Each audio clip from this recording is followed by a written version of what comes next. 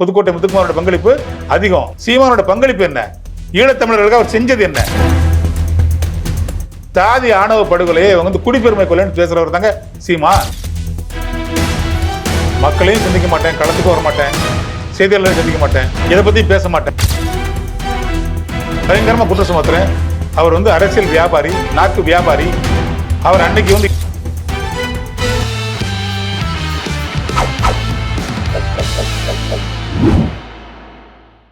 ஜம் தொலைக்காட்சி நேயர்களுக்கு வணக்கம். இன்றைய சிறப்பு நேர்காணலில் நம்மோடு விடுதலை சிறுத்தை கட்சியினுடைய மத்திய சென்னை மேலிட பொறுப்பாளர் திரு செல்லதுரை அவர்கள் இணைந்துள்ளார். அவரிடம் அரசியல் சார்ந்த பல கேள்விகளை முன்வைப்போம். சார் வணக்கம். வணக்கம். எப்படி சார் இருக்கீங்க? நல்லா இருக்கு சார். இப்போ அதாவது விடுதலை சிறுத்தைகள் கட்சியினுடைய தலைவர் தொல் திருமாவளவன் அவர்கள் தமிழர் எழுச்சி மாநாடு அப்படிங்கிற ஒரு விஷயத்தை வந்து முன்வைக்கிறார். இது எப்படி பார்க்குறீங்க? ஏன்னா தமிழ் தேசியம், நான் தமிழருக்கான ஒரு அரசியல் பண்ணுறோம் அப்படின்னு சொல்லிட்டு நாம் தமிழர் கட்சி சீமான் அவர்கள் ஒரு சைடு பண்ணிட்டு இருக்காரு. ஆனால் இப்போ திருமாவளவன் அவர்கள் வந்து ஒரு விஷயத்தை முன்வைக்கிறார். இதை எப்படி பார்க்குறீங்க? தமிழ் தேசிய எழுச்சி மாநாடு அப்படிங்கிறத அறிவிச்சிருக்காரு. நேரமும் எங்கே எந்த இடமுங்கிறது அறிவிக்கலை, விரைவில் அப்படின்னு சொல்லியிருக்காரு.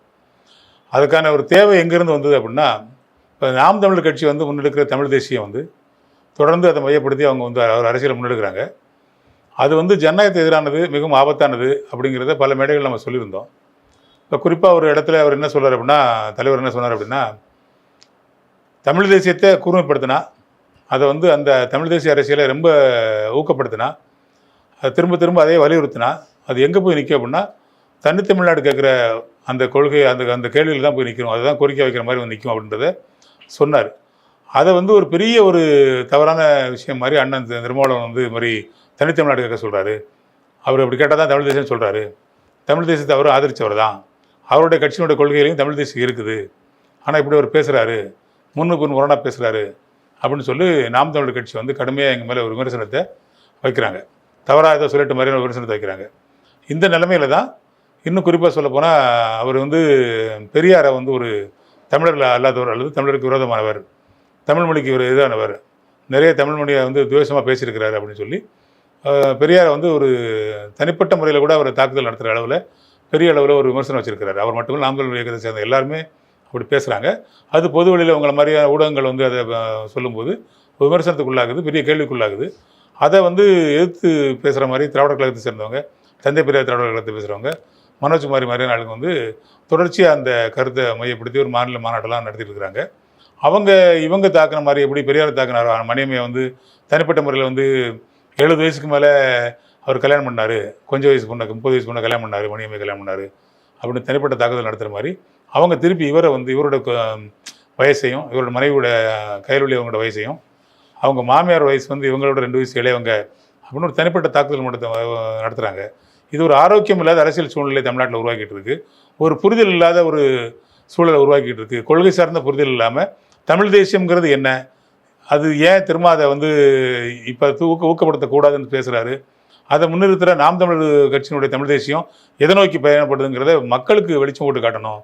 அது ஒரு யூடியூப்பில் பேசினாலோ அல்லது வந்து ஒரு மேடையில் பேசினாலோ போதுமானதாக இருக்காதுன்னு சொல்லி ஒரு மிகப்பெரிய மாநாடாக அதை உருவாக்கி தோழமை கட்சிகள் தலைவர்களையும் உட்கார வச்சு அதை நிறைய ஊடக வெளிச்சத்தோடு அதை அம்பலப்படுத்த வேண்டிய தேவை இருக்குங்கிற காரணத்தினால தான் அப்படி ஒரு மாநாடு அறிவிச்சிருக்கிறாரு. Okay sir. இப்போ தொடர்ச்சியாக நாம் தமிழர் கட்சியை சார்ந்த பலர் வந்து பெரியார் அவர்களை தொடர்ச்சியாக விமர்சனம் வந்து பண்ணிட்டு வராங்க. இப்போ குறிப்பாக நாம் தமிழர் கட்சியிலேருந்து பெரியார் அப்படின்னு சொல்லிட்டு ஒரு சில தலைவர்களோட புகைப்படம்லாம் வந்து போட்டு ஒரு நோட்டீஸ் வந்து வெளியிட்டாங்க. அதில் குறிப்பாக பார்த்தீங்கன்னா விடுதலை சிறுத்தைகள் கட்சியினுடைய தலைவர் தொல் திருமாவளவன் அவர்களுடைய புகைப்படமும் இருந்துச்சு, பாட்டாளி மக்கள் கட்சியினுடைய தலைவர் ராமதாஸ் அவர்களுடைய புகைப்படமும் இடம்பெற்றுச்சு. இதை பற்றி என்ன நினைக்கிறீங்க? இல்லை, அது நீங்கள் என்ன புரிஞ்சுக்கணுன்னா, பெரியார் இல்லை, பெரியார் எங்களுக்கு மயிருக்கு சமம் அப்படி சொல்கிற வார்த்தை வந்து பெரிய வார்த்தை சொல்லிட்டு எங்களை பொறுத்த வரைக்கும் பெரியார் அப்படின்னு சொல்லி காமராஜர் அப்படி வரிசைப்படுத்துகிறாங்க. அதில் அவரோட மாமனார் காளிமுத்தையும் வரிசைப்படுத்துகிறாரு. அந்த வகையில் ராமதாஸ் ஐயா வரிசைப்படுத்துகிறாரு, டாக்டர் தொல் திருமாவளவனை வரிசைப்படுத்துகிறாரு. நீங்கள் இதில் வந்து கூர்மையாக கவனிக்க வேண்டிய விஷயம் என்னென்னா, அவர் இவங்களெல்லாம் தமிழர்கள்னு சொல்கிறார், பெரியாரை தமிழர் அல்லாதவர்னு சொல்கிறாரு. இப்போ அதுதான் தமிழ் தேசியத்தை நாங்கள் சொல்ல வேண்டிய தேவை இருக்குன்ற மாதிரி சொல்கிறோம். அது என்னென்னா, சீமான் பேசுகிற தமிழ் தேசியம் வந்து தூய்மைவாத தேசியம், தூய்மைவாத தமிழ் தேசியம். அதை கூர்மைப்படுத்தினா தமிழ்நாட்டை தமிழர் தான் ஆளணும், யார் வேணாலும் வாழலாம், ஆனால் தமிழர் தான் ஆளணும் அப்படிங்கிறது அவங்க பேச்சாக இருக்குது. அப்போ அதில் யார் தமிழருங்கிற கேள்வி வருது. இப்போ யார் தமிழர் அப்படின்னா யார் தமிழர் அல்லாதவருங்கிற கேள்வி வருது. இப்போ நம்மளுடைய காலங்காலமாக இருந்து ஆந்திராவிலேருந்து வந்தாங்க, கர்நாடகாவிலேருந்து வந்தாங்க அப்படின்னு அடையாளப்படுத்தப்படுற, இப்போ குறிப்பாக கருணாநிதி அவரோட குடும்பத்தை வந்து ஆந்திராவிலேருந்து வந்தாங்க, அவங்க தமிழர்கள் இல்லை அப்படின்னு சொன்னாங்க. இந்த கேள்வி எம்ஜிஆர் காலத்தில் இருந்துச்சு. எம்ஜிஆருக்கு மலையாளிங்கிற ஒரு பிம்பம் இருந்துச்சு. அவர் மலையாளி அப்படின்னு கருணாநிதி சொன்னார். அதுக்கு எம்ஜிஆர் சொன்ன பதிலை இப்போ கொஞ்சம் ஞாபகப்படுத்த நான் விரும்புகிறேன். அவர் என்ன சொன்னார் அப்படின்னா, என்னோட பூர்வீகம் தமிழ்நாடு. யார்? எம்ஜிஆர் சொன்னது. என்னுடைய வகையரா வந்து நாங்கள் மன்றாடியார் வகையரா, நாங்கள் அந்த சமூகத்தினுடைய பின்னணியிலிருந்து வந்தவங்க, நாங்கள் மன்றாடியாருங்கிற ஒரு சமூக அடையாளத்திலிருந்து வந்தவங்க. ஆனால் கருணாநிதியால் அப்படி சொல்ல முடியுமா? நான் இங்கேருந்து எனக்கு பிழைப்புக்காக நான் கேரளா போனேன், கேரளாலேருந்து கண்டி ஸ்ரீலங்கா போனேன், ஆனால் என்னோட பூர்வீகம் தமிழ், நான் தமிழன். ஆனால் கருணாநிதியோட பூர்வீகம் வந்து ஆந்திரா, அவங்க அங்கேருந்து வந்தாங்க அப்படின்னு சொல்கிறாங்க. அதை மறுக்க முடியுமா? அதுக்கு ஆதாரம் காட்ட முடியுமா கருணாநிதினு அவருடைய காலகட்டத்திலே கேட்டு இந்த நாம் தமிழருங்கிற பிரச்சனை அப்போவே வலுப்பற்ற ஒரு கேள்வியாக இருந்து இந்த பிரச்சனை இதோட முடிச்சுக்கிடணும், பேசக்கூடாதுன்னு சொல்லி அதோட அந்த பேச்சை நிறுத்தினாங்க. யாரை? எம்ஜிஆர் மலையாளின்னு சொல்கிறது நிறுத்தினாங்க. இப்போ இவர் என்ன சொல்கிறார் அப்படின்னா, அந்த நாம் தமிழருங்க சொல்கிறதுக்குள்ள சாதியை கொண்டு போய் சேர்க்குற மாதிரி நிலைமை வருது. அப்போ ஒரு நாடாராக இருந்த காமராஜர் தான் பச்சை தமிழன் அப்படின்னு சொல்லும்போது கருணாநிதி தமிழர் இல்லாதவராகிறாரு, வைகோ தமிழர் இல்லாதவராகிறாரு, ஜெயலலிதாவை கன்னடர் என்று சொல்கிற மாதிரி சூழ்நிலை வருது. ஸ்டாலின் வந்து அது அந்த பின்னணியிலேருந்து வர்றாரு, விஜயகாந்த் அந்த பின்னணியில் வந்து ஒவ்வொருத்தரையும் அப்படியே சொல்லி வரும்போது இது வந்து ஜனநாயகத்துக்கு எதிரானதுன்னு நம்ம சொல்ல வரோம். நம்மளோட இருந்திருக்காங்க, கடந்த கால ஆட்சியில் பங்கேற்றிருக்காங்க, இந்த நாட்டினுடைய விடுதலைக்கு போராடிருக்காங்க, இந்த மண்ணினுடைய விடுதலைக்காக போராட்டிருக்காங்க. குறிப்பாக இந்த தமிழ் மக்களுக்காக, தமிழ் மொழிக்காக நிறைய பாராட்டி இருக்கிறாங்க. அப்படிப்பட்டவங்களை நீ அப்படி பிரிக்கும்போது அது இன தூய்மைவாதமாக மாறிடும் அப்படின்றத பேசக்கூடாது, அது ஜனநாயகத்துக்கு எதிரானது நம்ம சொல்ல வரோம். இப்போ தேசியம் அப்படிங்கிறது என்னன்னா, இப்போ நம்ம இருக்கிறது இந்திய தேசியத்தில் இருக்கிறோம். இந்தியாங்கிறது ஒரு ஒருங்கிணைந்த நாடாக இருக்குது, ஒரு ஒன்றியங்களுடைய அரசாக இருக்குது. அப்போ அந்த தேசம் நம்முடைய தேசியம் என்னது? இந்திய தேசியம். நாம் தமிழ் தேசியத்தை கூர்மைப்படுத்தினா அந்த தமிழ் தேசியம் யாருக்கு எதிரான தேசியமாக இருக்க முடியும்னா இந்திய தேசியத்துக்கு எதிரான தேசியமாக இருக்க முடியும். அவங்க எப்படி இருக்கிறாங்க? இந்திய தேசியத்தை எப்படி கட்டமைக்க பார்க்குறாங்க அப்படின்னா இந்தி தேசியமாக கட்டமைக்க பார்க்குறாங்க.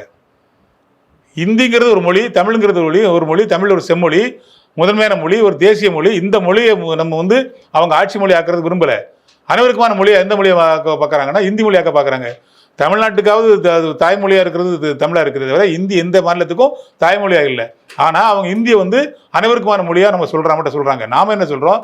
இருமொழி கொள்கையே போதுமானது, அவரவர் தாய்மொழியை முதன்மைப்படுத்திக்கிட்டு பொதுமொழியை ஆங்கிலத்தை நம்ம வச்சுக்கிட்டா போதுமானதுன்னு நம்ம சொல்கிறோம். அது இந்தியாவுக்குமான பொதுமொழியாக இருக்கும், உலகத்துக்குமான பொதுமொழியாக இருக்கிறோம். நம்ம மக்கள்லாம் இன்றைக்கி வந்து ஆஸ்திரேலியா, ஸ்ரீலங்கா, அமெரிக்கா, இது மாதிரி யூஎஸ்லாம் போயிட்டு இருக்கிறாங்கன்னா அங்கே போய் அவங்க என்ன பேசுகிறாங்க? ஆங்கிலம் பேசுகிறாங்க. இதைத்தான் வந்து பெரியார் அப்படி சொன்னார். தமிழில் என்ன இருக்குது, நீ வந்து ஆங்கிலம் படிச்சுக்கோ அப்படின்னு அவர் சொன்னது போது தான் தமிழ் ஒரு காட்டுமிராண்டி மொழி அப்படின்னு சொன்ன காலகட்டம் 100 வருஷத்துக்கு முன்னால். அன்றைய காலகட்டத்தில் ஒரு சயின்ஸ் தமிழில் இல்லை, ஒரு மருத்துவம் படிக்கணும், அதுக்கான வசதி நம்மகிட்ட இல்லை. இன்றைக்கி நம்ம அதை கூர்மைப்படுத்தி செல்வப்படுத்தி தமிழை வந்து பக்குவப்படுத்தி ஒரு வளர்ந்த தமிழாக இன்றைக்கி வந்து நவீன தமிழாக வச்சுருக்கிறோம். நம்ம அவர் சொன்ன காலகட்டத்துக்கும் இப்போ இருக்கிற தமிழுக்கும் நிறைய புதுமைகள் உள்ள வாங்கின தமிழாக இருந்துட்டு இருக்கு. அப்போ ஒரு மொழி வந்து காலத்துக்கும் அப்படியே இருக்க முடியாது. அதில் உள்ள மாற்றங்களை நம்ம வந்து ஏற்றுக்கணும், புதுமைகளை உள்ளே ஏற்றுக்கணும். அந்த நோக்கத்தில் தான் அப்படி சொன்னாரே தவிர அவர் வந்து தமிழ் மொழி மேலே உள்ள கோபத்தில் சொல்லலை, விரோதத்தில் சொல்லலை, வெறுப்பில் சொல்லலை. அதை செழுமைப்படுத்த வேணுங்கிற நோக்கத்தில் ஒரு வாத்தியார் சண்டத்தில் சொன்னார். அப்படித்தான் அவர் சொன்னார், பெண்களை வந்து நீ வந்து பிள்ளை பெற மிஷின் இல்லை, நீ அதுக்காக மட்டும் படைக்கப்பட்டதில்லை, கற்பு அதுன்னு சொல்லி உன்னை ஏமாத்துறான், காலங்காலமாக ஏமாத்துறான். உன்னோட கற்பப்பை தான் உனக்கு இடைஞ்சலாக இருக்குன்னா அந்த கற்பப்பையை தூரத்துக்கு போட்டு போ. நீ விமானம் ஓட்டணும், நீ கார் ஓட்டணும், ஆண்கள் செய்கிற எல்லா வேலையும் நீ செய்யணும்னு சொல்லி பெண்களை ஊக்கப்படுத்துறதுக்கு, பெண் விடுதலையை மையப்படுத்தி அந்த அடிமைத்தனத்தை உடைக்கணும், நீ பொதுவெளிக்கு வரணும், எல்லா இடத்துலையும் இருக்கணும்னு சொல்லி பெண்களை மேலே கொண்டு வரணுங்கிற எண்ணத்தில் கடுமையாக சொல்லப்பட்ட ஒரு வார்த்தை தான் கற்பப்பையத்துக்கு வெளில போடணும்னு சொல்லிட்டு. அதுக்கும் நாம் தமிழர் கட்சியில் இருக்கக்கூடிய நிர்வாகிகள் ஒரு சிலர் விமர்சனங்களை பல விதத்தில் வந்து வச்சாங்க. குறிப்பாக சொல்லணும்னா இது வந்து பெரியாரோட அவங்க அம்மா பண்ணியிருக்க கர்ப்பப்பையை எடுத்து வெளியே போடுறது, அப்போ தமிழ்நாடு நல்லா இருந்திருக்கும் அப்படிமான விமர்சனங்களை வைக்கிறாங்க. விவாதமாக இருக்கணும், குதர்க்கமான வாதமாக இருக்கக்கூடாது. நான் இப்போ தெளிவான நோக்கம் சொல்லிட்டேன். அது பெரியார் பொண்டாட்டியாக இருந்தாலும் வரும், சீமான் பொண்டாட்டியாக இருந்தாலும் சரி பொருந்தும், யார் மகளாக இருந்தாலும் பொருந்தும், தமிழர்கள் எல்லாருக்கும் பொருந்தும், எல்லாருடைய மனைவிக்கும் பொருந்தும். பெண் விடுதலைன்னு சொல்கிறது பிராமண வீட்டில் உள்ள பெண்களுக்கு பொருந்தாதா? ஒரு பிராமண வீட்டில் வந்து இளம் வயசில் செத்து போயிடுறாங்க, மொட்டை அடித்து மூலையில் உட்கார வச்சுறாங்க. நம்மளை விட அதிகமாக பெண்கள் பாதிக்கப்படுறது பிராமண குலத்தில் உள்ள பெண்கள் தான் பாதிக்கப்படுறாங்க. பெண் விடுதலை அப்படிங்கிறது எல்லாருக்குமான பெண்களுக்கு தான். அது சீமான் வீட்டு பெண்களுக்கு, பெரியார் வீட்டு பெண்களுக்கு, ஏன் வீட்டு பெண்களுக்கு, உங்கள் வீட்டு பெண்களுக்கு பிரித்து பார்க்க தேவையில்லை. இன்னும் சொல்ல போனால் தமிழ் பெண்களுக்குன்னே பார்க்க தேவையில்லை. ஒட்டுமொத்த பெண்களுக்கான விடுதலை தான் அவர் பேசிட்டு இருக்கிறாரு. இந்த குதர்க்கமான வாதம், இந்த விவகாரமான பேச்சு வந்து மேடை பேச்சுக்கு நல்லாயிருக்கும், ஜனநாயகத்துக்கு பொருந்தாது. அதுதான் என்ன சொல்கிறேன், இப்போ இந்திய தேசத்தில் இருக்க தமிழ் தேசியம் அதை உள்ளடக்கி அதை ஒத்துக்கிட்டு நம்ம இருந்தால் மொழி வழி வாரியமாக பிரிக்கப்பட்டதை இப்போ நாம் இப்படி பேசுகிறோம், தமிழ் தேசியம் பேசுகிறோம். அப்போ அதே மாதிரி மலையாள தேசியம் பேசுவான், கன்னட தேசியம் பேசுவான், தெலுங்கு தேசியம் பேசுவான். ஒவ்வொரு மாநிலமும் மொழி வாரியாக தான் பிரிக்கப்பட்டிருக்கு. ஒவ்வொரு மாநிலங்களும் அந்தந்த மாநிலத்தை மையப்படுத்தி அவங்களோட தாய்மொழியை மையப்படுத்தி அந்தந்த தேசியம் பேச ஆரம்பித்தா ஒருங்கிணைந்த இந்தியா இருக்குமா, பிரியுமா? இது ஒற்றுமைக்கு வழிவகுக்குமா, பிரிவினவாதத்துக்கு வழிவகுக்குமா? இதுதான் பிசிகாவோட கேள்வி, இதுதான் திருமாவோட கேள்வி. அதுதான் அவர் சொன்னார். இப்போ ஈழத்தில் வந்து பிரபாகரன் போராடினார், மேதகு பிரபாகரன் போராடினார். அவர் என்ன தேசியத்தை கேட்டார்? தமிழீழ தேசியத்தை கேட்டார். அவர் காம்ப்ரமைஸ் ஆகலை, அவர் சமரசம் ஆகலை. யார்கிட்ட? சிங்கள பௌத்த பேரினவாத அந்த அரசுகிட்ட அவர் வந்து சமரசம் ஆகலை. முடிவு என்ன ஆயிடுச்சு? இன்னைக்கு என்னாச்சு? 2009 நடந்துச்சு. முள்ளிவாய்க்கால் படுகொலைக்கு அப்புறம் நம்மளோட நிலைமை என்ன? அந்த தமிழ் தேசிய அந்த அந்த அந்த கோரிக்கைகளோட நிலைமை என்ன? இன்னைக்கு ஜனநாயகத்தில் அந்த அந்த அவங்களோட கோரிக்கை வந்து ரெண்டு விஷயத்தில் பெரிய லெவலில் பாதிக்கப்பட்டுச்சு. பிரபாகரனோட கேள்வி வந்து போராட்டம் வந்து 2 இடத்துல வந்து உலகத்தோட பார்வைக்கு வர மாறுபட்டுச்சு. இந்தியாவில் ராஜீவ்காந்தி மரணத்துக்கு அப்புறம் இந்தியாவோட பார்வை அதன் மீது மாறிப்போச்சு. அந்த ஆதரவு நிலை மாறிப்போச்சு. அந்த உணர்ச்சி பூர்வமாக நம்ம கொடுத்த அந்த ஆதரவை கொடுக்க முடியாத சூழல் உருவாச்சு. அகில இந்திய அளவில், அகில உலக அளவில் இரட்டை கோபுரம் தாக்கப்பட்ட போது அமெரிக்காவினுடைய பார்வை, உலக நாடுகளுடைய பார்வை வந்து தீவிரவாதிகள் மேலே வந்து வேற மாதிரி மாறும்போது விடுதலை புலிகள் இயக்கத்தையும் தீவிரவாதிகளுக்கு சேர்க்கிற மாதிரி வர சூழல் வந்துச்சு. அப்போ சர்வதேச பார்வை வந்து அவங்க மேலே வேற மாதிரி போச்சு. இந்தியாவுடைய பார்வை தவறாக போச்சு, உலகத்தினுடைய பார்வை தவறாக போச்சு. அவரால் தாக்கு பிடிக்க முடியாத சூழ்நிலை வந்துச்சு. ரிசல்ட் என்னாச்சு? தோல்வியில் போய் முடிஞ்சிச்சு, பெரிய உயிரிழப்பில் முடிஞ்சிச்சு, மிகப்பெரிய ஒரு அசம்பாவிதம் நடந்து போச்சு. அதுதான் வந்து கூர்மைப்படுத்தப்பட்ட தமிழ் ஈழ தேசியம். அவர் அது கேட்டார். இங்கே வந்து சுப இளவரசன் கேட்டார் இல்லையா? இளவரசன் முன்னெடுத்த தேசியம் வந்து தமிழ் தேசியம். அவர் அதுதான் கேட்டார். தனித்தமிழ்நாடு கேட்டார். எங்களை விட்டுருன்னு சொன்னார், நான் கூட இருக்க மாட்டேன்னு சொன்னார். அப்படி அந்த கோரிக்கையை சீமானெல்லாம் வைக்க முடியுமா? வைக்கிறாரா? இன்றைய இந்த ஒன்றிய ஒருங்கிணைந்த அரசுகிட்ட இருக்கிற இந்திய தேசியத்துக்குள்ள இருக்கிற தமிழ் தேசியத்தை முன்னெடுக்கிறாரா? அப்படி எடுக்கிறதா இருந்தா சாதி ஒழிப்புடன் கூடிய தமிழ் தேசியத்தை அவர் எடுக்கணும். இப்போ ஒன்றும் இவ்வளவு பேசுகிற நாம் தமிழர் பேசுகிறவங்களுக்கு ஒரே ஒரு கேள்வி. ஆணவ படுகொலை நடக்குது, பாதிக்கப்படுறவன் வெட்டுப்படுறவன் தமிழன், வெட்டினவன் தமிழன். உன்னோட ரியாக்ஷன் என்ன? நீ ஒரு அறிக்கை விட்டு விலகி நிற்கிற. எந்த ஆணவ கொலைகளுக்கு எதிராக நாம் தமிழர் கட்சி களத்தில் இறங்கிச்சு? கவினை வெட்டி கொண்டாங்க, காதலிச்சேன்னு சொல்லி வெட்டி கொண்டாங்க. அங்கே வந்து நல்லா கபடி விளையாடுனான்னு சொல்லி ஒரு பையனை வந்து பஸ்ஸில் இருந்து இழுத்து போட்டு வெட்டினாங்க. நல்லா படித்தான்னு சொல்லி நாங்குநேரில் வந்து ஒரு பையனை வீடு புகுந்து வெட்டினாங்க, சின்ன பையனை வீடு புகுந்து வெட்டினாங்க. இந்த மாதிரியான சம்பவங்களில் ஒரு ஆணவ படுகொலையாக இருக்கட்டும், அல்லது வந்து ஒரு சாதி துவேஷமான கொலையாக இருக்கட்டும், இந்த மாதிரி விஷயங்கள் யாருக்கு நடக்குது? தமிழ்நாட்டில் நடக்குது. யாருக்கு நடக்குது? தமிழருக்கும் நடக்குது. வெட்டினவரும் தமிழ, வெட்டுப்பட்டவரும் தமிழ. நாம் தமிழர்னு கையை முஸ்டி உயர்த்தி முக்கி பேசுகிற மிஸ்டர் சீமான், உங்களோட நிலைப்பாடுகள் என்னங்கிறது கேள்வியாக இருக்குது. அதன் மூலமாக நாங்கள் சொல்ல வர எங்களோட கேள்வியினோட மையம் என்னவா இருக்குன்னா, சாதி ஒழிப்பில் உன் நிலைமை என்னன்னு கேட்குறோம், உன் கோட்பாடு என்னன்னு கேட்குறோம், உன் கட்சியோட நிலைப்பாடு என்னன்னு நாங்கள் கேட்குறோம். சாதி ஒழிப்போடு கூடிய தமிழ் தேசியம் தான் இந்திய தேசியத்துக்கு எதிரான தேசியமாக இருக்க முடியும். தமிழர் நலனில் அக்கறை உள்ளதாக இருக்க முடியும், தமிழர் முன்னுரிமையில் அக்கறை உள்ளதாக இருக்க முடியும், தமிழ் மொழியின் மீது அக்கறை உள்ளதாக இருக்க முடியும். ஆனால் எதுக்குள்ள அடங்கினதாக இருக்கணும்? ஒன்றிய இந்திய அரசுக்குள்ள, இந்திய தேசியத்துக்கு உள்ள இருக்கிற தமிழ் தேசியங்கிறது இந்த நலன் சார்ந்த விஷயமா தான் இருக்க முடியுமே தவிர, அதை கூர்மைப்படுத்தினா, அதை வலுப்படுத்தினா, அதையே திரும்ப பேசினா அது எங்கே போய் நிற்கும்னா, தனித்தமிழ்நாடு கேட்குறவருக்கு கேட்டால் மட்டும்தான் அந்த தமிழ் தேசியம் உண்மையான தமிழ் தேசியமாக நீங்கள் பேசுகிற தமிழ் தேசியமாக இருக்கும். அப்படி பேசுறது இன்றைய இந்தியாவுக்கு, ஜனநாயக இந்தியாவுக்கு, இந்திய தேசியத்தில் உள்ளடக்கிய தமிழ் தேசியத்துக்கு அது சாத்தியம் இல்லாதது.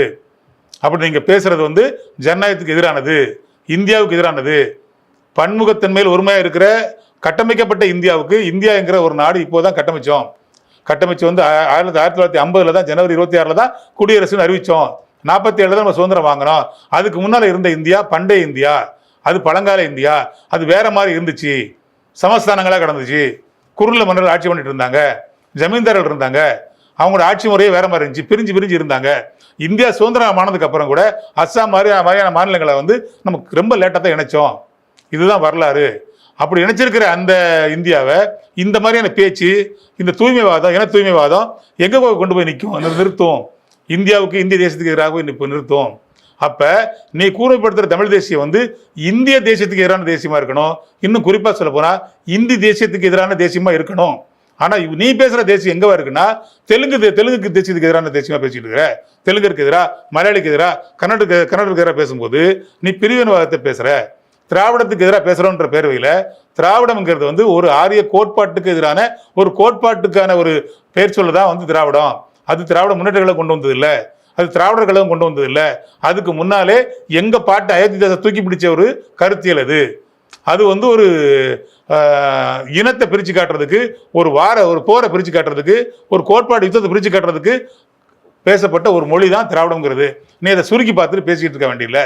இப்போ அப்படி சொன்னால் புரியலன்னா இப்படி சொல்லுவான், மலையாளிகளும் தெலுங்கர்களும் கன்னடர்களும் தமிழர்களும் சேர்ந்து தான் திராவிடம்னு சொன்னால் அது ஒரு கூட்டு குடும்பம். இப்போ நம்ம இப்போ தனி குடும்பம் நடத்திட்டு இருக்கிறோம்னு சொன்னால் அந்த கூட்டு குடும்பத்தை எரிச்சிட முடியுமா? அதை மறுத்திட முடியுமா? முடியாது. அதனால தான் சொல்கிறோம், திராவிடர்கள் வந்து நமக்கு எதிரான விஷயம் இல்லை, அது கோட்பாட்டு ஒரு புரிதலோட பார்த்துக்கிட்டு இருக்கணுங்கிறத மக்களுக்கு புரிய வைக்கணுங்கிறதுக்காக தான் நாங்கள் வந்து தமிழ் தேசிய எழுச்சி மாநாடு அப்படிங்கிறத பேசுகிறோம். இப்போ இப்படி பேசுகிறவர் இந்த சாதி படுகொலைகளுக்கு எதிராக பேசுகிறாரு, இப்போ எதுவும் தலையிடாமல் இருக்கார் இல்லையா, அது தொடர்பான கேள்வி கேட்டால் அவர் கூர்மைப்படுத்துறாரு. நாங்கள் ஆளுவோம் நீ வாழலாம்னு சொல்கிறது வந்து ஒரு புரிதல் உள்ள ஒரு ஜனநாயகத்துக்கு பொதுவான ஒரு அரசியல் கட்சி நடத்துறவருக்கு இது பொருந்தாதுங்கிறது எங்களுடைய பார்வை. சார், இப்போ குறிப்பாக இன்னொரு விஷயம் ஒன்று சொல்கிறாங்க. தமிழ்நாட்டை பொறுத்த வரைக்கும் மற்ற அரசியல் கட்சிகள் வந்து தமிழ் தேசியம் பேசுகிறதா இருக்கட்டும், மேதகு பிரபாகரன் அவருடைய புகைப்படங்களை படுத்தும் போது வந்து அவர் வந்து வெளியில் வரல. நாம் தமிழர் கட்சி என்னைக்கு வந்து தமிழ் தேசியம் பேச ஆரம்பிச்சிச்சோ அப்போ தான் வந்து மேதகு பிரபாகரனுடைய படம் மக்களிடத்துலையும் வீதிகள்லையும் வர ஆரம்பிச்சிச்சு. அப்படிங்கிற ஒரு இதை வந்து நாம் தமிழர்லேருந்து வைக்கிறாங்க. இதுக்கு உங்களோட இல்லைங்க, உங்களுக்கு ஈழப்போரும் அதனுடைய ரிசல்ட்டும் தெரிஞ்சு மனவலியோடு இருக்கிற நமக்கு வந்து ஒரு தமிழருங்கிற உண்மையான உணர்வுள்ள இருக்கிறவங்களுக்கு இந்த சீமான் பேசுகிற ஈழம் தொடர்பான பேச்சு வந்து அருவருப்பாக இருக்குது. மற்ற குளத்தூர் மணியாக இருக்கட்டும், கோவை ராமகிருஷ்ணன் இருக்கட்டும், ஐயா திருமாவளவனாக இருக்கட்டும், பழ நெடுமாறனாக இருக்கட்டும், ஐயா வைகோவாக இருக்கட்டும், இவங்களுடைய பங்களிப்பு எல்லாம் வந்து அபரிதமான பங்களிப்பு. அவங்களோட ஒரு வாழ்க்கையை தொலைச்சிட்டு இருக்கிறாங்க. நிறைய ஜெயில் வாங்கியிருக்கிறாங்க, நிறைய குண்டாஸில் உள்ளே போயிருக்காங்க, தேச விரோத சட்டங்கள் உள்ளே போயிருக்கிறாங்க, நிறைய பாதிக்கப்பட்டிருக்கிறாங்க. பொருள் உதவி பண்ணபடி இப்போ இந்திரா காந்தி அம்மா பண்ண உதவியெல்லாம் இவருக்கு தெரியுமான்னு தெரியல. புரட்சி அவர் நம்ம டாக்டர் எம்ஜிஆர் பண்ண உதவிகள்லாம் இவருக்கு தெரியுமான்னு தெரியல. ஆட்சி இழந்த நின்ற கருணாநிதியோட திமுகவோட பாதிப்பு இவருக்கு தெரியாது. இவர் ஈழத்தமிழர் அரசியல் பேசுனதால் 2009 அப்புறம் எல்லாம் முடிஞ்சு போனதுக்கப்புறம் எந்த மேடல் நின்று பேசுகிறாரு? இந்த திராவிடர் கழகம் எடுத்த மேடல் நின்று பேசி அதை வந்து இவர் வியாபாரமாக்கிட்டு இருக்கிறாரு. இவர் பேசுகிற ஈழம் தொடர்பான பேச்சு வந்து பிரபாகரனை பற்றி பேசுகிற பேச்சு வந்து பெருமைக்குரிய பேச்சாக இருக்கா? அவர் ஏதோ முன்னேண்டுல ஹோட்டல் நடத்திட்டு இருக்க மாதிரியும், அவர் ஏதோ ஆமைக்கறி சாப்பிட்ட மாதிரியும், இட்லிக்குள்ள கறி இருந்த மாதிரி பேசுகிறாரு. இது வந்து ஒரு விடுதலை போரை பற்றி பேசுகிற பேச்சா? இவர் பிரபாகரன் என்னவா கொண்டு போய் சேர்த்துருக்கிறாரு? ஒரு செஃப்பு, ஒரு குக்கு, ஒரு முன்னேண்டாஸ் ஹோட்டல் நடத்துகிற ஒரு ரொம்ப லேவிஷாக, ரொம்ப சுதந்திரமாக, ரொம்ப ஆடம்பரமான வாழ்க்கை நடத்துகிற ஒரு நபராக வந்து ஒரு கொண்டு போய் சேர்க்குறாரு. ஆனால் திருமாவளவன் வந்து களத்தில் நின்னது 2009 முன்னாடி களத்தில் நின்றவர், உயிர் சதயமா ரத்தம் சதயமா நின்றவர். வைகோ நேரே போய் துப்பாக்கி பயிற்சி பக்கத்தில் நின்று பார்த்தவர், அந்த துப்பாக்கி தொட்டு பார்த்தவர், தூக்கி பார்த்தவர், ஒன்றா உட்கார்ந்து இருந்தவர், அந்த கள நிலவரம் தெரிஞ்சுக்கிட்டவர். ஆட்சியே போனாலும் பரவாயில்ல, நமக்கு என்ன, நமக்கு ஜெயிலே வந்தாலும் பரவாயில்லன்னு அந்த கருணாநிதி கிட்ட அவருடைய முதலமைச்சர்கிட்ட சொல்லாமல் கொள்ளாமல் கள்ளத்தூண் ஏறி போய் அங்கே அந்த இதை பார்த்துட்டு வந்தவர். இவருக்கு தெரியாது, இவருடைய கட்சியினுடைய ஃபவுண்டராக இருந்தவரில் முத்துக்குமார், அவருடைய பங்களிப்பு அதிகம். புதுக்கோட்டை முத்துக்குமாரோட பங்களிப்பு அதிகம். மதுரைக்காரர் அவர் புதுக்கோட்டையில் போய் உட்காந்துருந்தார். புதுக்கோட்டையில் போய் உட்கார்ந்ததே அந்த போக்குவரத்துக்கு வசதியாக இருக்கின்றக்காக தான் போய் உட்காந்துருந்தார். அந்த நாம் தமிழருடைய ஃபவுண்டர் அந்த முத்துக்குமாரோட பங்களிப்பு அதிகம். சீமானோட பங்களிப்பு என்ன? ஈழத்தமிழர்களுக்கு அவர் செஞ்சது என்ன? இங்கே இருக்கிற தமிழ் மக்களுக்காக, தமிழர்களுக்காக அவர் செஞ்சது என்ன? தோலை உயர்த்தி பேசினா, முஸ்லீம் உயர்த்தி பேசினா, முக்கி பேசினா அது வந்து பிரபாகரனை பெருமைப்படுத்துகிற விஷயமா? அசிங்கப்படுத்துகிற விஷயம். இவர் தான் சொன்னார், நான் போய் பார்த்தேன், எங்கள் அண்ணனை பார்த்தேன், பெரியார் வந்து மிகப்பெரிய தலைவர், அவர் தமிழர்களுக்காக போராடுறவர், அவர் முன்னெடுக்கிற கொள்கை வந்து மக்களுக்கான கொள்கை, தமிழர்களுக்கான கொள்கை, அவர் தான் எங்களுக்கும் தலைவர், அவர் கையில் இருக்கிற கைத்தடி தான் என்னோட கையில் துப்பாக்கியாக இருக்குது அப்படின்னு சொன்னவர் யாரு? சீமான். அப்படி சொன்ன சீமான் திடீர்னு வந்து பெரியார் அவர்கள் மீது தொடர்ச்சியாக விமர்சனம் வைக்கிறதுக்கான காரணம் என்ன? ஏன்னா நாம் தமிழர் கட்சியில் இருக்கக்கூடிய நிர்வாகிகள் முதற்கொண்டு தொண்டர்கள் வரை வந்து பெரியார் அவர்கள் மீது தொடர்ச்சியாக விமர்சனங்களை வச்சுட்டு வராங்க. பக்கா வியாபாரம், பச்சை வியாபாரம், நாக்கு வியாபாரம், வாக்கு வியாபாரம், அதில் தான் சீமான் செயல்பட்டு இருக்கிறாரு. பயங்கரமாக குற்றம் சுமத்துறேன். அவர் வந்து அரசியல் வியாபாரி, நாக்கு வியாபாரி. அவர் அன்னைக்கு வந்து ஈழத்தமிழர் பிரச்சனை இப்படி பேசி பேசி பேசி அதை வச்சு நிறைய புலம்பெயர்ந்த தமிழர்கள்ட்ட, ஈழ ஆதரவாளர்கள்ட்ட நிறைய நிதி வாங்கி கட்சி நடத்திக்கிட்டு இருந்தார். இப்போ அவங்களுக்கு உண்மை தெரிஞ்சு போச்சு. ஒரு பேசுகிறதே ரொம்ப தரக்குறைவாக இருக்குது. நம்முடைய மேதகு தலைவரை வந்து அந்த அவங்க பிரபாகரன் அவரை வந்து கடவுளுக்கு மேலே பார்த்தவங்க. ஈழத்தமிழர்கள் வந்து பிரபாகரனை வந்து கடவுளுக்கு மேலே பார்த்தவங்க. அவர் அப்படிப்பட்ட பாதுகாப்பான ஒரு ஆட்சி அமைப்பில் வந்து இருந்தவங்க. அவங்க இன்றைக்கு அவருக்கு அப்புறம் வந்து கடுமையாக பாதிக்கப்பட்டு கிடக்கிறாங்க. அவங்களோட நிலைமைகள்லாம் ஆக்கிரமிச்சுட்டு இருக்கிறாங்க, அவங்களோட உடைமைகள்லாம் ஆக்கிரமிச்சுட்டு இருக்கிறாங்க. அவங்க இன அழிப்பு வந்து மறைமுகமாக அரசியல் சட்டத்தின் மூலமாக நடந்துகிட்டு இருக்கு இலங்கையில். சமீபத்தில் போன மாதம் வந்து பார்த்துருந்து ஒரு குழு வந்து பார்த்துச்சு. யாரும் வந்து பார்த்தாங்க?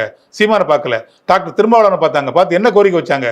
உங்கள் முதலமைச்சர்கிட்ட சொல்லுங்கள், உங்கள் முதலமைச்சர் எங்களோட கோரிக்கை விளக்கி சொல்லுங்கள், எங்களை அழைச்சிட்டு போங்க, நாங்கள் பேசுகிறோம், அவர் மூலமாக மத்திய அரசுக்கு சொல்லுங்கள், எங்களுடைய நாட்டினுடைய இந்த விவகாரத்தில் இந்தியாவை தலையிட சொல்லுங்க. இதுதாங்க ஒரு அரசியல், இதுதான் நடைமுறைக்கு சாத்தியமான அரசியல். நேரடியாக போய் வாங்க திருமாவளவன், நீங்கள் உங்கள் தொண்டர்கள் ஒரு 1000 பேர் கொடுங்க, ஒரு 10,000 பேர் கொடுங்க, AK-47 மாதிரி PK-47 தூக்கிட்டு வாங்கன்னு பேசலை. அறிவு கட்டத்தனமான பேச்சு வந்து நடைமுறைக்கு ஒத்து வராது. அறிவார்ந்த அரசியல் தான் அது. மாநிலமாக இருந்தாலும் நாடாக இருந்தாலும் செயல்படும். எங்கள் தலைவர் நேரடியாக கலைஞர் அவர் ஐயா தளபதி மு க ஸ்டாலின் அவர்கிட்ட அழைச்சிட்டு போயிட்டு அவங்கள்ட்ட பேச வச்சு அந்த கோரிக்கையை வந்து நீங்கள் இப்படி கொண்டு போய் சேருங்க. யார்கிட்ட? பிரதமர் மோடி வந்து இப்போ நமக்கு ஆதரவாளர் இல்லை, அந்த பாஜக வந்து நமக்கு வந்து அனுசரணை கட்சி இல்லை. ஆனால் இது அப்படி பார்க்கல, நமக்கான இனம் அங்கே வந்து பாதிக்கப்பட்டு கிடக்குன்னு சொல்லி அதை கொண்டு போய் சேர்த்தோம். இவங்க பேசுகிற சீமான் பேசுகிற விஷயம் வந்து வியாபார ரீதியான விஷயம். அவர் லாப நோக்கத்தில் செய்கிறாரு, பணத்தை மையப்படுத்தி அவர் பேசுகிறாரு. இன்னும் சொல்லப்போனால் ஈழத்தமிழர் பிரச்சனையை இன்னும் குறிப்பாக சொல்லப்போனால் மேதகு பிரபாகரன் அவர்களை இவரை மாதிரி சிறுமைப்படுத்தினவங்க யாருமே இல்லை, இவரை மாதிரி கேவலப்படுத்தினவங்க யாருமே இல்லை. அவர் பேசுகிற அரசியல் வந்து பிரபாகரனை வீதிக்கு கொண்டு போய் சேர்க்கலை, அது பெருமைப்படுத்தலை. திருமா பேசிய அரசியல், வைகோ பேசிய அரசியல், கொளத்தூர் மணி பேசிய அரசியல், பல நெடுமாறன் பேசிய அரசியல், அந்த ஈழத்தமிழர் அரசியல் அவங்களோட பங்களிப்பு தான் வீதியாக கொண்டு போய் சேர்த்துச்சு. எங்கள் தலைவர் வந்து அவருடைய கல்லூரி பருவத்திலேயே வந்து ஈழத்தமிழர்களுக்காக வந்து கைப்பிரதி எழுதி வந்து பத்திரிகை நடத்தினவர்.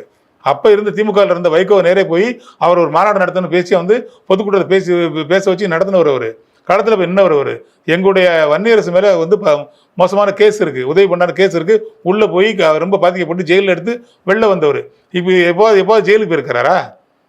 இல்லை இலங்கைக்கு போய் ஏதாவது பாதிக்கப்பட்டிருக்கிறாரா? இவர் என்ன செஞ்சிருக்கிறாரு? எல்லா மேடையிலையும் வந்து அதாவது நான் வந்து தேசிய குண்டர் சட்ட வழக்கில் வந்து கைது செய்யப்பட்டேன் அப்படிங்கிற ஒரு பிரச்சாரத்தையும் முன்வைக்கிறார் இல்லையா? ஒரு மேடையில் கொழுப்படுத்தனமாக பேசி ஜெயிலுக்கு போனார், அதுலேருந்து வெளில வந்தார். என்ன செஞ்சிட்டார்? அது மாதிரி என்ன செஞ்சார்? ஈழத்தமிழர்களுக்கு என்ன உதவி பண்ணார்? எதாவது சொல்ல முடியும்? இங்கே இருக்கிற தமிழர்களுக்கு என்ன உதவி பண்ணார் அவர்? நாம் தமிழருங்கிறது சந்தோஷமான விஷயங்க. அது தமிழர் நலன் சார்ந்த விஷயமா இருக்கணும், தமிழர்களுக்கான முன்னுரிமை சார்ந்த விஷயமா இருக்கணும், உரிமை சார்ந்த விஷயமா இருக்கணும், தமிழ் மொழி மீதான அக்கறை உள்ள விஷயமா இருக்கணும், அந்த தமிழ் மொழியை வளர்க்கறதுக்கான விஷயமா இருக்கணும். அந்த தமிழ் மொழி பிரதானப்படுத்துறதுக்கு மற்ற இடங்களில் அதனோட பிரதிநிதித்துவம் கிடைக்காம இருந்தால் அதுக்கான போராட்டம் முன்னெடுக்கிறதுக்கு, இந்த தமிழர் நலன் சார்ந்த பிரச்சனை முன்னெடுக்கிறதுக்கு, அது இந்திய ஒன்றியத்தை நம்ம எதிர்த்து கேட்கறதுக்கு பயன்படுற ஒரு இயக்கமாக இருக்கணும் நாம் தமிழர் இயக்கம். அது இவங்க நடத்துகிற இயக்கம் நாம் தமிழர் இயக்கம் அப்படி இல்லை. இவங்க இன தூய்மைவாதம் பேசுகிறாங்க. சாதி ஆணவ படுகொலையை இவங்க வந்து குடிப்பெருமை கொலைன்னு பேசுகிறவர் தாங்க சீமா. அது என்னங்க குடிப்பெருமை? அதில் என்னங்க பெருமை வேண்டி கிடக்கு? கௌரவ கொலைன்னு பேசப்பட்ட விஷயத்தை ஆணவ படுகொலை மாற்றினதில் பெரும்பங்கு விடுதலை சிறுத்தை கட்சியினுடைய தலைவர் டாக்டர் திருமாவளவனுக்கு உண்டு, எங்களுடைய பங்களிப்பு அதில் உண்டு. அது ஆணவ படுகொலை போய் என்ன கௌரவ கொலைன்னு சொல்கிறீங்கன்னு சொல்லி அதை மாற்றணும், எழுத்தில் மாற்றணும், அது மாற்றணும், அந்த வார்த்தையை மாற்றணும். ஆனால் இவர் என்ன சொன்னார்? நான் அதை குடிப்பெருமை கொலை என்று சொல்வேன். இது என்ன பேச்சு? என்ன பெருமை வேண்டி கிடக்கு? இது இனத்தை தூய்மைப்படுத்துகிற மாதிரி, குடியை தூய்மைப்படுத்துகிற மாதிரி, மொழியை தூய்மைப்படுத்துகிற மாதிரி அந்த தூய்மைவாதம் பேசுனா, ராமதாஸ் பேசுகிற சாதிய தூய்மைவாதம் சரிதானே? பாஜக பேசுகிற அந்த மத தூய்மைவாதம் சரிதானே? ஒரு மதத்தை தூய்மைப்படுத்தி அதை நியாயப்படுத்தி அதன் அடிப்படையில் இருக்குன்னா இந்து தூய்மைவாதம் பேசுகிறாங்க அவங்க. அது மதசார்பின்மைக்கு எதிரானது தானே? மதசார்பின்மை நியாயமான ஆயிரும்ல. அதுதான் அவங்க வலியுறுத்துறாங்க. இந்துக்கள் நாடு இந்த நாடு, சிறுபான்மைக்கு வேலை இல்லை, முஸ்லீம்களுக்கு இந்த வேலை இல்லை, அப்படி தான் சிஏ கொண்டு வராங்க. அப்போ அது சரியான ஆயிடும்ல. ராமதாஸ் பேசுகிற சாதிய தூய்மைவாதம் சரியாயிரும்ல. அவர் என்ன சொல்கிறாரு? வன்னியர் ஓட்டு அந்நியருக்கு இல்லைன்றாரு, எங்களுக்கு 10% கொடுத்துருக்கு, மற்றவங்களை பற்றி கவலை இல்லைன்றாரு. அப்போ சாதிய தூய்மைவாதம் பேசுகிற ராமதாஸோட அந்த பேச்சு சரியான ஆயிடும்ல. அதை தான் நாங்கள் சொல்கிறோம். விடுதலை சிறுத்தை கட்சி சாதி ஒழிக்கிறதுக்கான கட்சி, சமத்துவத்தை நோக்கி பயணப்படுற கட்சி, சமூக நீதியை மையப்படுத்தி களமாடுற கட்சி. அங்கே எங்கே மாறுபடுறோம்னா, நீ சாதி தூய்மைவாதம் பேசினாலும் தவறு, இன தூய்மைவாதம் பேசினாலும் தவறு, மத தூய்மைவாதம் பேசினாலும் தவறு. எதுக்கு தவறு? எதுக்கு எதிரானதுன்னா ஜனநாயகத்துக்கு எதிரானது. இப்போ விடுதலை சிறுத்தைகள் கட்சியை பொறுத்த வரைக்கும் மத சார்பின் ஒரு கட்சி அப்படின்னு ஒரு விஷயத்த வந்து சொல்றீங்க. ஆனால் அது வந்து ஒரு இனத்துக்கான அதாவது ஒரு சமுதாயத்தை சார்ந்த ஒரு கட்சி அப்படின்னு ஒரு முத்திரையை குத்துறாங்க இல்லையா? இல்லை, ஆரம்ப காலத்தில் டிபியில் ஒழிக்கிறதுக்கு மறைக்கிறதுக்கு ஒன்றுமே கிடையாது. டிபிஐ அப்படின்னு இருக்கிற தலித் பேந்தர் ஆஃப் இந்தியா அப்படிங்கிற அந்த கட்சியினுடைய பேர் வந்து ஒடுக்கப்பட்ட சிறுத்தைகள் தான். தலித் பேந்தர் ஆஃப் இந்தியா அப்படின்னா தலித்துங்கிறதுங்க நாங்கள் சாதியாக பார்க்கல, பாதிக்கப்பட்ட அல்லது சிதறடிக்கப்பட்ட நொறுங்கடிக்கப்பட்ட மக்களாக பார்க்குறோம். அவன் வந்து ஒடுக்கப்பட்ட சமுதாயத்தில் அந்த அங்கே தான் இருக்குன்னு அவசியம் இல்லை. எதன் அடிப்படையில் அவன் நொறுக்கப்பட்டு கிடந்தாலும் அவனுக்கான கட்சி தான் விடுதலை சிறுத்தை கட்சி. ஆரம்ப காலத்தில் இந்த ஒடுக்கப்பட்ட மக்களுக்காக மட்டுமே நடத்தப்பட்ட இயக்கம், அவர்களுக்காகவே குரல் கொடுத்த இயக்கம். ஆனால் ஒரு காலகட்டத்தில் நாங்கள் என்ன புரிஞ்சுக்கிறோம், என் தலைவர் என்ன புரிஞ்சுக்கிறாருன்னா, இதே பேசும்போது நம்மளை ஐசோலேட் பண்ணுவான், ஐசோலேட் பண்ணால் தனிமைப்படுத்துவான், முத்திரை குத்துவான், ஒரு சோசியல் ஸ்டிக்மா மேலே விழும். அப்போ அது வந்து ஒரு பறையராகவோ அல்லது ஒரு தேவேந்திர வேளராகவோ அல்லது ஒரு அறந்த சுருங்கி போகும், இல்லை ஒட்டுமொத்த தலித்தாக சுருங்கி போகும். ஒட்டுமொத்த தலித்தாக சுருங்கி போனால் கூட ஜனநாயகத்தில் பொதுவெளி அரசியலில் மையநீட்டு அரசியலில் நம்ம இன்னும் வந்து அதிகாரத்தை நோக்கி நகர முடியாதுங்கிறது உணர்ந்து தான் அது எப்போ நாங்கள் அதை உடைச்சிட்டோம். அரசியல் கட்சியை எப்போ நாங்கள் வந்து அதை வந்து பிரகடனப்படுத்தினோமோ அப்போவே எல்லாருக்குமான கட்சியாக நாங்கள் களத்துக்கு வந்துட்டோம். நாங்கள் எடுக்கிற போராட்டம் தலித் மக்களுக்கான மட்டுமான போராட்டம் இல்லை. நான் எங்களோட பார்வையில் தலித் அப்படிங்கிறது சிதறடிக்கப்பட்ட மக்கள், நொறுக்கப்பட்ட மக்கள், உரிமை மறுக்கப்பட்ட மக்கள் தான். அவன் சாதியாக யாராக இருந்தவனா இருக்கட்டான். அதான் திரும்ப திரும்ப சொல்கிறேன், ஒரு பறைய சமூகத்துக்கும் ஒரு பிராமண சமூகத்தில் உள்ள 2 பேருக்கு சண்டை, 2 பேருக்கு பிரச்சனை. அங்கே பாதிக்கப்பட்ட பிராமணனாக இருந்தால் எங்களுடைய பார்வையில் அவங்க 2 பேரில் தலித் யாருன்னா பிராமின் தான். அப்போ நாங்கள் யார் பக்கம் நிற்போம்னா அவங்க பக்கம் தான் நிற்போம். பாதிக்கப்பட்டவன் தான் எங்களோட அடையாளம். இந்த உலகம் 2 சாதியால் தான் இருக்குது. அதிகாரத்தோட தொடர்பில் இருக்கிற ஒரு சாதி, அதிகாரத்தோட தொடர்பே இல்லாத ஒரு சாதி. இந்த 2 சாதி தான் இருக்குது அரசியலில்.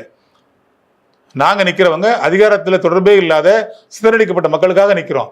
அவனை அரசியல் படுத்துகிறோம், அவனை தலைவராக்குறோம், அவனை வந்து நீங்கள் அடிமைப்பட்டு கிடக்கிற, உரிமை மறுக்கப்பட்டு கிடக்கிறங்கிறத புரிய வைக்கிறோம், அவனை நல்ல சட்டை போட வைக்கிறோம், நல்ல அரசியல் பேச வைக்கிறோம், அவனை வந்து கலெக்டர் முன்னால் உட்கார வைக்கிறோம், எஸ்பி முன்னால் உட்கார வைக்கிறோம்.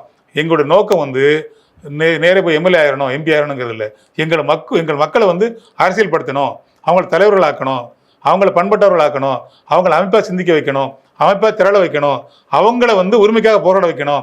அதில் தலித்து மட்டும் இருக்கக்கூடாது, நான் தலித்து உள்ளே வரணும், ஜனநாயக சக்தியாக உள்ளே வரணும், அவன் வந்து இந்த அரசியலை பேசணும் அப்படின்னு சொல்லி தான் இப்போ ஒரு சில பேர் தான் இருக்கிறோம். நாங்கள் குறிப்பாக சொல்கிற மாதிரி அவர் அண்ணன் எஸ் பாலாஜி வந்து வன்னியர்னு சொல்லலாம், ஆளூர் ஷானவாஸ் வந்து இஸ்லாமியர்னு சொல்லலாம், இப்போ என்னை வந்து ஒரு நாடான்னு சொல்லலாம். இப்படி குறிப்பாக இருக்கிறவங்க 1 10 ஆகி 100 ஆகி 1000 ஆகி எங்களோட எண்ணிக்கை இப்போ அதிகமாகுதோ அப்போ தான் இது இந்த அங்கீகாரம் வந்து அனைவருக்குமான அங்கீகாரமாக நாங்கள் இருக்குங்கிற நோக்கி தான் நாங்கள் கடத்தில் போயிட்டுருக்கோமே தவிர, ஆனாலும் இந்த அரசியலை தெரிஞ்சுக்கிட்டு தான் இப்படி அனைவருக்குமான தலைவராக திரும்ப வளர்ந்துட்டு இருக்கிறாருங்கிறத முறியடிக்கிறது தான் இந்த சூழ்ச்சியாக மறுபடியும் இந்த சோசியல் சிக்மாவை அவர் மேலே திணிக்க பார்க்குறாங்க. அதையெல்லாம் செல்லுபடி ஆகாது. நாங்கள் ஒன்றுன்னா உடைச்சி மேலே வந்துட்டு இருக்கிறோம். 2 நாடாளுமன்ற தொகுதி வச்சுருக்கிறோம், 4 சட்டமன்ற உறுப்பினர் வச்சுருக்கிறோம், 100கணக்கான மக்கள் பிரதிநிதிகள் வச்சுருக்கோம். இன்னும் வருங்காலங்களில் இது அதிகமாகும். எங்கே போய் நிற்கும்னா எங்கள் எக்ஸ்ட்ரீம் எங்களோட இலக்கு என்னென்னா எங்கள் தலைவர் எழுச்சி தமிழரை வந்து தமிழ்நாட்டின் முதல்வர் ஆக்கணும். அதுக்கு வந்து வலுவான இந்த அமைப்பை வந்து வலுப்படுத்தணும், இயக்கத்தை வலுப்படுத்தணும், விடுதலை சிறுத்தை கட்சியை வந்து வலுப்புற வைக்கணும், மக்களே ஏற்றுக்கிற மாதிரி தனிப்பெரும்பான்மையோட ஆட்சி அமைக்கிற ஒரு தலைவராக அவரை கொண்டு நிறுத்தணுங்கிறத எங்களுடைய அல்டிமேட் இலக்கு. ஓகே சார், இப்போ வந்து 2026 சட்டமன்ற தேர்தல் வருது. களம் யாருக்கு சாதகமாக இருக்குன்னு நினைக்கிறீங்க? இப்போ கூட்டணியாக வலுவாக இருக்கிறது மதசார்பற்ற முற்போக்கு கூட்டணி, திமுக தலைமையான மதசார்பற்ற முற்போக்கு கூட்டணி. ஆனால் அதுலேயும் அந்த கூட்டணிக்குள்ளேயே பல குழப்பங்கள் இருக்கு அப்படிங்கிற மாதிரியான ஒரு சர்ச்சைகளை கிளப்புறாங்க இல்லையா? தாய்க்கு மகனுக்கும் பிரச்சனை இருக்குது, கணவருக்கு மனைவிக்கும் பிரச்சனை இருக்குது, கூட பிறந்த அண்ணனுக்கும் தம்பிக்கும் பிரச்சனை இருக்குது. எல்லாருக்குமே ஒரே கொள்கை பிணக்கைகள் இல்லைன்னா நாங்கள் எல்லாருமே சேர்ந்து ஒரு கட்சியாக இருந்துடலாமே, நாங்கள் எல்லாரும் திமுகவில் சேர்ந்துடலாமே. காங்கிரஸுக்கு ஒரு கொள்கை தனி இருக்குது, அதுக்கு ஒரு தலைவர் இருக்கிறாரு, விசிகாக்கு ஒரு தலைவர் இருக்கிறாரு, திமுக ஒரு தலைவர் இருக்கும்போது கண்டிப்பாக வந்து தலைவர்கள் ஒருங்கிணைங்கன்னா கூட தொண்டர்கள்ட்ட மாறுபட்ட கருத்து இருக்க தான் செய்யும். ஏரியா வயசு உள்ள பிரச்சனையில் ஒரு மாறுபட்ட கருத்து இருக்கும். ஒரு பொதுவான ஒரு பிரச்சனை வரும்போது அவங்க ஒன்று சொல்லுவாங்க, நாங்கள் ஒன்று சொல்லுவோம். ஒரு அதிகார போட்டி இருக்க தான் செய்யும். இது எல்லா கட்சிகளுக்கும் இருக்கும். ஆனால் தொடர்ச்சியாக கடந்த காலங்களில் பார்த்தீங்கன்னா நாங்கள் வந்து நிறைய வெற்றிகளை இந்த கூட்டணியில் சிந்தாமல் சிதறாமல் நின்றுக்கிறோம். நாங்கள் எங்கள்கிட்ட தொகுதி பங்கீடு வரும்போது கண்டிப்பாக பிரச்சனை வரும். எனக்கு 10 சொல்லுவோம், அங்கே இவ்வளோ தான் கொடுக்கணும் பேசுவாங்க. ஆனால் ரிசல்ட் என்ன வந்திருக்கு, என்ன முடிவு இருந்திருக்கு? நாங்கள் ஒற்றுமையாக அந்த தொகுதியை பங்கிட்டு இருக்கிறோம், சமரசமாக பங்கிட்டு இருக்கிறோம், சிரிச்ச முகத்தோடு வெளில வந்திருக்கிறோம், மக்கள்கிட்ட போயிருக்கிறோம், மக்கள்கிட்ட எங்களுடைய கொள்கைகளை கொண்டு சேர்த்துருக்கிறோம், வெற்றி அடைஞ்சிருக்கிறோம். அதனால தான் சொல்கிறேன், நீண்ட காலமாக இருக்கிற விரிசல் இல்லாத கூட்டணி, உறுதியான கூட்டணி, மக்கள் ஏற்றுக்கொண்ட கூட்டணியாக இருக்கிறோம். நாங்கள் இப்போ சேர்ந்திருக்கிற அதிமுக தலைமையிலான கூட்டணி வந்து கடந்த காலங்கள் வரைக்கும் இப்போ வந்து டிடி வந்து அங்கே சேர்ந்துருக்காரு அப்படின்னா, நான் வந்து எடப்பாடி கூட சேர்ந்தேன்னா நான் தூக்கு போட்டு சேர்த்துலான்னு சொன்னவர் தான் சேர்ந்துருக்கிறாரு. அவர் வந்து அண்ணாமலை வந்து கடுமையான விமர்சனம் வச்சவர், எடப்பாடி மேலே கடுமையான விமர்சனம் வச்சவர். இன்றைக்கி அவர் வந்து அண்ணா எடப்பாடி தலைமையில் ஆட்சி அமைக்கலான்னு சொல்கிறாரு. அன்புமணி ராமதாஸ் அதெல்லாம் தாண்டி டயர் நக்கி அது வந்து நிர்வாகமே தெரியாதவன், ஒரு வார்டு மெம்பராக கூட ஊராட்சி மன்ற தலைவராக கூட இருக்க தகுதியில் நிர்வாக திறன் இல்லாதவர், ஓபிஎஸ்கார் ஒன்றுமே தெரியாது, அவங்களுக்கு எதுவுமே கும்பிடத்தான் தெரியும், காலில் விடத்தான் தெரியும், டயர் நக்க தான் தெரியும்னு நாலாந்திர வார்த்தை சொல்லி விமர்சனம் பண்ணவர் அன்புமணி. இன்றைக்கி அவர் போய் சொல்கிறாரு முந்தைய முதலமைச்சர் எடப்பாடி பழனிசாமி அவர்கள் அப்படின்னு சொல்லிட்டு இருக்காரு இல்லையா? இதெல்லாம் வந்து பொருந்தாத கூட்டணி. இவங்க வந்து சேர்ந்து ஒருங்கிணைந்து மக்களை போய் சந்திக்கிறதுக்குள்ளே நாங்கள் வந்து பெரிய லெவலில் வெற்றி அடைச்சிருவோம். சார் இந்த ஒரு கேள்வியை நம்ம அதாவது அதிமுக தலைமையில் இருக்கக்கூடியவங்க யாருக்கிட்ட வச்சாலுமே திமுகவில் வந்து இது மாதிரி பேச இல்லையா, ஏன் வைகோ திமுக கூடயே சேர மாட்டேன்னு சொன்னார், திருப்பி திமுகவில் வந்து சேரலையா, நான் டார்ச் லைட் எடுத்து ஊழலை ஒழிப்பேன் திமுக ஒழிப்போன்னு சொல்லி டார்ச் லைட் அங்கே அடகு வைக்கலையா அப்படிங்கிற விமர்சனங்களையும் முன் வைக்கிறாங்க இல்லையா? இல்லை, நீங்கள் கேட்டது வந்து தேர்தல் வெற்றி யாருக்கு சதமாருன்னு கேட்டீங்க இல்லையா, நான் அதுக்கு தான் பதில் சொன்னேன். அவங்க சேரட்டும். நான் வந்து அவங்கள்ட்ட குறிப்பாக அவங்களுடைய பிள்ளை மாறுபட்டுனாங்க, அந்த ஒற்றுமை இன்னும் நிலை பெறலைங்கிறது தான் சொல்ல வந்தேனே தவிர அவங்க சேரக்கூடாதுன்னு நான் சொல்ல வரல. அவங்க தனிப்பட்டு வச்சு இப்போ அப்பாவும் பிள்ளை பிரிஞ்சு கிடக்குறாங்க, நாளைக்கு அவங்க சேர்ந்துருவாங்க, சேரணும் அப்படி தான் நம்ம ஆசைப்படுறோம். அந்த விமர்சனத்துக்குள்ள நான் உள்ளே போகலை. ஆனால் மக்களை சந்திக்கும் போது மக்கள்கிட்ட போய் அந்த இதை கொண்டு சேர்க்கறத இவங்கள்ட்ட ஒற்றுமை இல்லையா, இது தற்காலிகமான ஒற்றுமை, இது நிலை பெற்று அவங்க வலுப்பெற்று வர்றதுக்குள்ளே நாங்கள் வலுவாக இருக்கிற நாங்கள் மக்கள்கிட்ட போய் ஈஸியாக ரீச் பண்ணிடுவோம், எங்களுக்கு களம் சாதகமாக இருக்குது அப்படிங்கிறத நான் வந்து சொல்ல வரேன். ஏற்கனவே வெற்றி கூட்டணி இருந்திருக்கிறோம். பிரிவினைவாதம் இல்லாத ஒரு ஒரு சமரசமான மனப்பான்மை உள்ள எல்லாரையும் அரவணைச்சு போகிற அளவுக்கு ஒரு தலைமையாக இருக்கிற ஒரு கூட்டணி நாங்கள் இருக்கிறோம். பிரச்சனைகள் வரும், ஆனால் அதை சமாளிச்சு இருக்கிற மாதிரி இருக்கிறோம். ஆனால் இவங்களுக்கு இன்னும் தொகுதி பங்கீடு நடக்கலை. இவங்க எல்லாருமே திண்டுக்கு முண்டு பேசுகிறவங்க, தனி மனித விமர்சனம் வைக்கிறவங்க. அவங்க அந்த சவாலெல்லாம் சந்தித்து மக்கள்கிட்ட வர்றதுக்குள்ளே நாங்கள் மக்கள்கிட்ட அப்ரோச் பண்ணுறது எளிதாக இருக்கும், மக்கள் ஏற்றுக்கொண்ட கூட்டணியாக இருக்கும். இப்போ கடந்த ஒரு 4.5 வருஷத்தில் நல்லாட்சி கொடுத்துருக்கோன்னு நம்புகிறோம். மக்கள் விரோத ஒரு பெரிய லெவலில் ஒரு ஆட்சி மேலே ஒரு எதிர்ப்பு இல்லைன்னு நாங்கள் நம்புகிறோம். அந்த அடிப்படையில் நான் சொல்கிறேன், எங்களுக்கு களம் சாதகமாக இருக்குது, ஒரு பிரிவினைவாதம் இல்லாத ஒரு வலுவான கூட்டணி இருக்கிறதுனால மக்கள் எங்களை ஏற்றுக்கிடுவாங்க. அடுத்த முறையும் 2026 திராவிட முன்னேற்ற கழகம் தலைமையிலான அந்த கூட்டணி தான் ஆட்சி அமைக்குங்கிறத நாங்கள் நம்புகிறோம். ஓகே சார், தாவேகா தலைவர் விஜய் அவர்கள் எல்லா இடங்கள்லையும் பேசும்போது வந்து 2026 தாவேகாவுக்கும் திமுகவுக்கும் தான் போட்டி அப்படிங்கிற ஒரு நிலைப்பாட்டில் அவங்களோட தொண்டர்களை உற்சாகப்படுத்துறதுக்கு அவர் சொல்கிற விஷயம் தானே, அது தப்பு இல்லை, அவர் சொல்கிறது தப்பு இல்லை. ஆனால் அதில் வந்து அர்த்தம் இல்லை. நீங்கள் அவர் நடிகராக இருந்து அரசியலுக்கு வந்திருக்கிறார், இன்னும் எந்த தேர்தலையும் சந்திக்கலை. கடந்த காலங்களில் அவர் அரசியலுக்கு வந்ததுக்கப்புறம் கட்சி ஆரம்பிச்சதுக்கப்புறம் கூட 2-3 தேர்தல் கடந்து போயிருக்கு. அதில் வந்து வெற்றியோ தோல்வியோ மக்களை சந்திக்கிற அளவுக்கு அவருக்கு அந்த அனுபவம் இல்லை.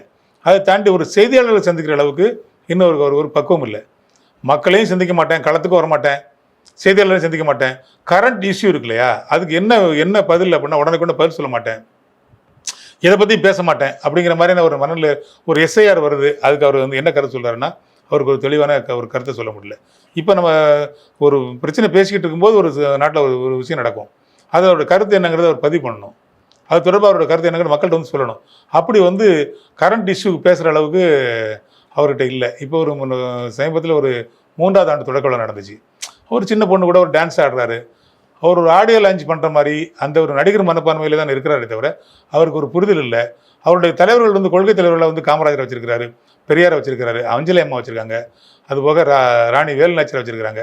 அவங்கள பற்றியாவது கொஞ்சம் நேரம் பேசுவாரா, எந்த அடிப்படையில் அவங்கள வந்து ஏற்றிருக்கிறாருங்கிற ஒரு புரியுதா, பெரியாரை வந்து அவர் எந்த அடிப்படையில் ஏற்றிருக்கிறார் அப்படிங்கிற அவரால் புரிஞ்சிக்க முடியுதா? கொள்கை பாடல்னு ஒன்று வெளியிடுறாங்களே சார், திரைப்பட பாடலாக தானே இருக்குது, எல்லாமே திரைப்பட பாடலாக தானே இருக்குது. ஒரு தலைவராக தன்னை நிலைநிறுத்துறதுக்கு இப்போ ஒன்றும் இல்லை. அவருக்கு தேர்தல் தொடர்பாக ஒரு தேர்தலை சந்திக்கணும் அப்படின்னா எல்லா தொகுதிகளையும் வந்து தேர்தல் பொறுப்பாளர்கள் போடணும், அனுபவம் வேணும், கள அனுபவம் வேணும், நிர்வாகிகளை இது பண்ணணும். 234 தொகுதியிலையும் போட்டி போடுறது நிலைமையில தான் இன்றைக்கி ஒரு சூழ்நிலை இருக்குது. யாரும் கூட்டணி வச்சுக்க முடியல.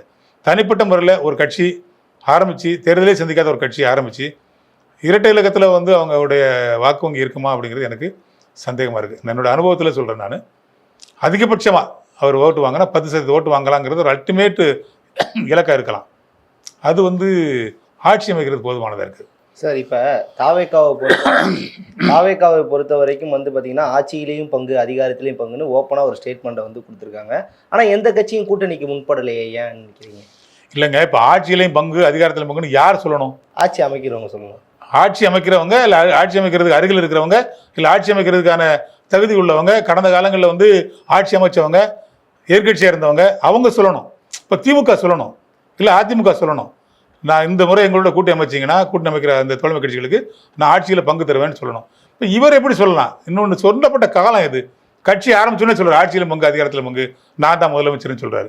இப்போ அவரோட ஒரு பேச்சுக்கு வாதத்துக்கு வச்சுக்கிடுவோம். இப்போ விசிக்காக எதிர்பார்க்குறாரு. கடந்த காலங்களில் அண்ணன் திருமாவுடைய எண்ணம் சிந்தனைலாம் எங்களை நோக்கி தான் இருக்குன்னு அவர் சொன்னார். ஏற்றுக்குறோம். அப்படி கூட்டணி அமைச்சா யார் முதலமைச்சராக இருக்க முடியும்? யார் முதலமைச்சராக இருக்க முடியும்? 35 ஆண்டு கால அரசியல் வாழ்க்கை முதல்வர் வேட்பாளர் விஜய்னு ஒரு எப்படி அதை ஏற்றுக்க முடியும்? எப்படி அதை ஏற்றுக்க முடியும்? நீ இப்போதான் கட்சி ஆரம்பிச்சிருக்கிற, இந்த மக்களை சந்திக்கவே இல்லை, தேர்தலை சந்திக்கவே இல்லை, உன்னோட வாக்குவங்க நிரூபிக்கவே இல்லை, அன்ப்ரூவ்டு நிரூபிக்கப்படாத ஒரு கட்சியாக ஒரு இயக்கமாக நீங்கள் இருக்கிறீங்க. நீங்கள் எப்படி சொல்ல முடியும் அந்த விஷயத்த? ஆட்சியில் பங்கு அதிகாரத்தில் பங்குன்னு. அது எங்கே நீங்கள் பேசியிருக்கணும்? தேர்தல் வரும்போது யார்கிட்ட பேசியிருக்கணும்? அரசியல் கட்சி தலைவர்கள்ட்ட பேசியிருக்கணும். பொதுவெளியில் பேசுகிற பேச்சு இல்லை அது. ஆட்சியில் பங்கு அதிகாரத்தில் பங்குன்னு மேடையில் பேசுகிற பேச்சு இல்லை அது. நீங்கள் யார்கிட்ட கூட்டணி வைக்கிறோமோ அவங்ககிட்ட பேசி இந்த கொள்கையின் அடிப்படையில் நம்ம கூட்டணி அமைப்போம், இந்த இந்த இந்த குறைந்தபட்ச செயல் திட்டத்தின் அடிப்படையில் நம்ம ஒரு கூட்டணி அமைப்போம். ஒருவேளை நாம் வச்ச கொள்கையை ஏற்றுக்கிட்டு மக்கள் வாக்களித்து நம்ம ஆட்சி அமைக்கிற இடத்துக்கு போயிட்டாங்க அப்படின்னா நம்ம அந்த ஆட்சியை பகிர்ந்துக்குவோம் அப்படிங்கிறத பேசி அதை பிரகடனப்படுத்த வேண்டிய விஷயம் தேர்தல் சமயத்தில் சொல்லணும். அவருக்கு பக்குவம் இல்லாத விஷயந்தான் அதை ஒரு விளம்பர யுக்தியாக பயன்படுத்தி பேசுகிறாரு. நானும் ரவுடி தான் அப்படின்ற மாதிரி பேசுகிற ஒரு சிறுபிள்ளைத்தனமாக தான் இருக்குது தவிர தமிழக வெற்றி கழகம் ஆட்சி அமைக்கிற அளவுக்கு இந்த சூழ்நிலை இல்லை, அதுக்கான செயல் திட்டமும் அவங்ககிட்ட இல்லை. நம்ம அதை பெருசுபடுத்த தேவையில்லை. உங்கள் சிறப்பான தகவலுக்கு ரொம்ப நன்றி சார். நன்றி.